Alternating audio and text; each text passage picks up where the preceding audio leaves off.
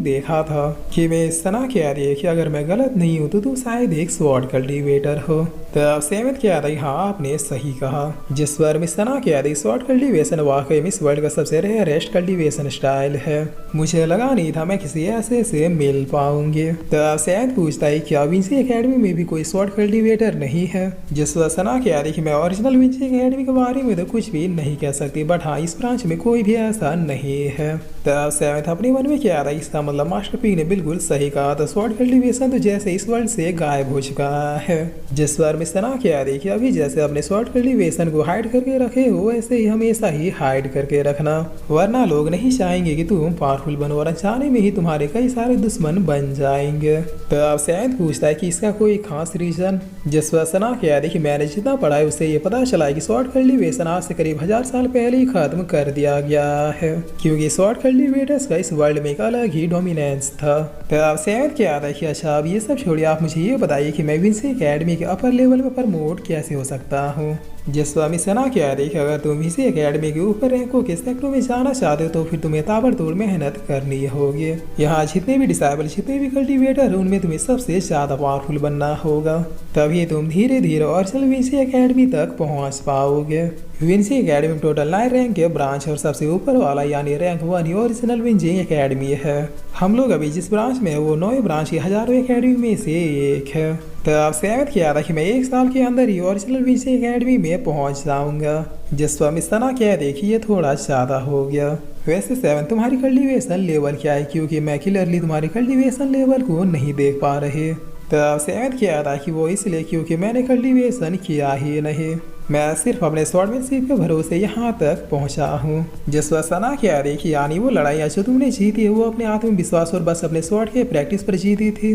तब सेवन भी यस कहता है। जिस वक्त मिस सना कह रही तुम वाकई में एक वंडरफुल पर्सन हो। खैर चलो अब। तब सेवन पूछता है कि कहाँ चलना है। जिस वक्त मिस सना कह रही तुम्हारे कल्टीवेशन को स्टार्ट करने। तब सीन चेंज होता और हमें 4 दिन के बाद का सीन दिखाया जाता है, जहाँ मिस सना सेवन के पास आते हुए कह रही क्या तुमने इन 4 दिनों में अच्छे से कल्टीवेशन किया, तुम्हारे टैलेंट में मुझे पूरा भरोसा, यकीनन तुमने फाउंडेशन के 5 लेवल में से 2 को तो कंप्लीट कर ही लिया होगा।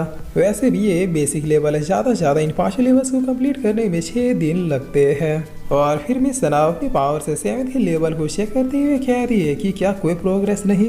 तब 7 कह रहा है कि मैडम आप पहले शांत हो जाइए। जिस बार मिस सना कह रही है कि कैसे शांत हो जाओ, 4 दिन हो गए और अभी तक तुमने बेसिक लेवल यानी फाउंडेशन को भी ब्रेक थ्रू नहीं किया है। तब सैद अपने लेवल्स को शो करते हुए क्या था कि अब बताइए। जिस बार मिस सना बहुत ही खुश होती हुई क्या था कि वाह तुमने तो फाउंडेशन स्टेज के 4 लेवल को ऑलरेडी ब्रेक थ्रू कर लिया है, अब सिर्फ 1 लेवल ही बाकी है, उसके बाद तुम बिगिनर में एंटर कर जाओगे। बट मैंने जब खुद से देखा था तुम्हारे कल्टीवेशन को क्यों नहीं देख पाई। तब सेवन क्या था कि मेरे मेरिडियंस और विंस थोड़े स्पेशल है, मेरी मर्जी के बगैर कोई भी मेरे कल्टीवेशन को नहीं देख सकता। जिस मिस सना क्या देखो हो तो ये बात है, बहुत खूब, तुम ऐसे ही अपनी कल्टीवेशन को छिपा के कल्टीवेट करते रहो ताकि लोग तुम्हें लूजर समझे और तुम्हें पावरफुल बनने में कोई परेशानी ना हो। बट ऐसे मेंटोर मैं तुम्हारी कल्टीवेशन से उतनी भी खुश नहीं हूँ। अगर तुम इस स्पीड से कल्टीवेशन करते गए तो फिर तुम्हें मेरे लेवल तक पहुँचने में सालों लग जाएंगे। तब सेवन क्या था कि तो फिर कोई फास्ट उपाय बताइए। जिस मिस सना क्या देखी विंसी एकेडमी के टास्क डिपार्टमेंट में जाओ, वहाँ टास्क कंप्लीट करने के बदले पैसे और पील दिए जाते हैं जो तुम्हारे कल्टीवेशन को बहुत ही ज़्यादा बूस्ट करेंगे। पैसों से तुम जो चाहे वो खरीद सकते हो और पील्स का तो तुम्हें पता ही है। तब सेवन भी अब सीधे टास्क डिपार्टमेंट में आ जाता है, जहाँ इस डिपार्टमेंट में हजारों टास्क और उससे मिलने वाले रिवॉर्ड टोकन्स में लिखे हुए थे। जिस पर सेवन अब इन टास्कों को पढ़ते हुए क्या था फियोनिक्स का पंख लाने पर 3 पील और 1000 स्पिरिचुअल स्टोन दिए जाएंगे। अगर लॉन वुल्फ के तीत और नाखून लेके आए तो फिर 4 डिवाइन पीलो और 2000 स्पिरिचुअल स्टोन। ये सारे टास्क अच्छे तो हैं बट बहुत ही ज़्यादा टाइम टेकिंग लग रहे हैं, ऊपर से 3 या 4 पील से मेरा क्या ही होगा।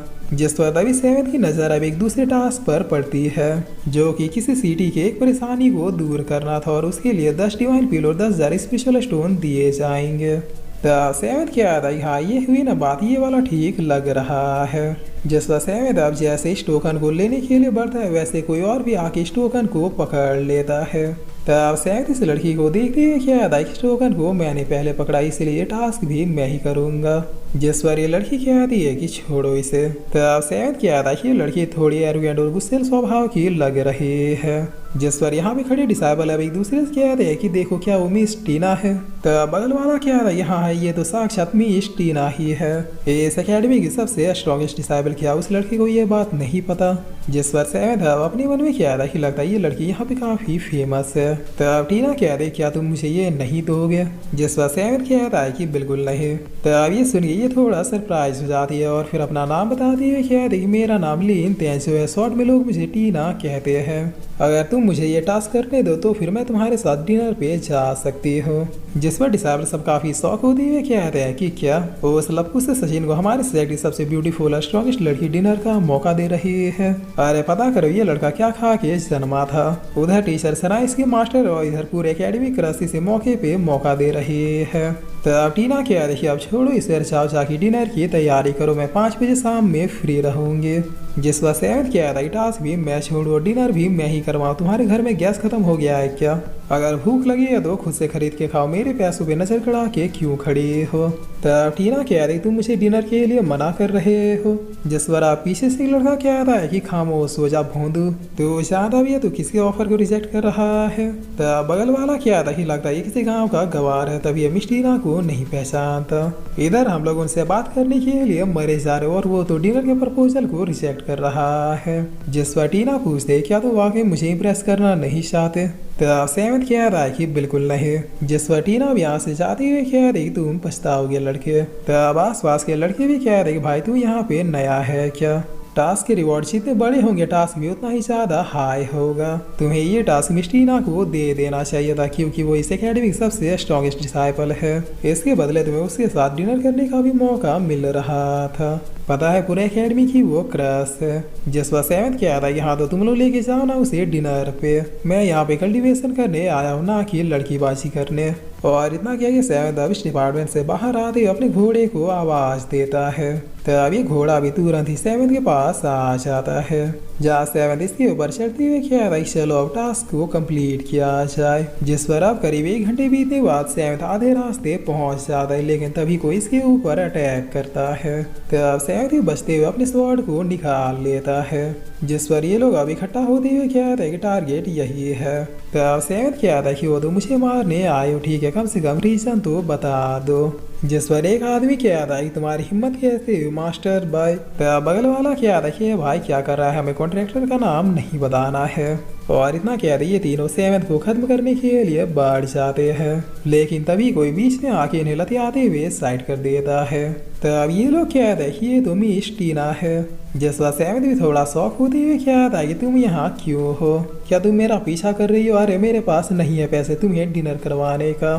तब टीना कहती है इन्होंने मुझे मेरे नाम से पुकारा, यानी ये हमारे ही सेक्ट के है। जिस पर ये आदमी कहता है कि आप बीच में मत आइए, हमारी आपसे कोई भी दुश्मनी नहीं है। तब टीना कहती लेकिन मैं तो आ गया अब क्या करूं? जिस पर ये लोग भी एक साथ बढ़ते हुए कहते हैं कि इसे भी खत्म करो।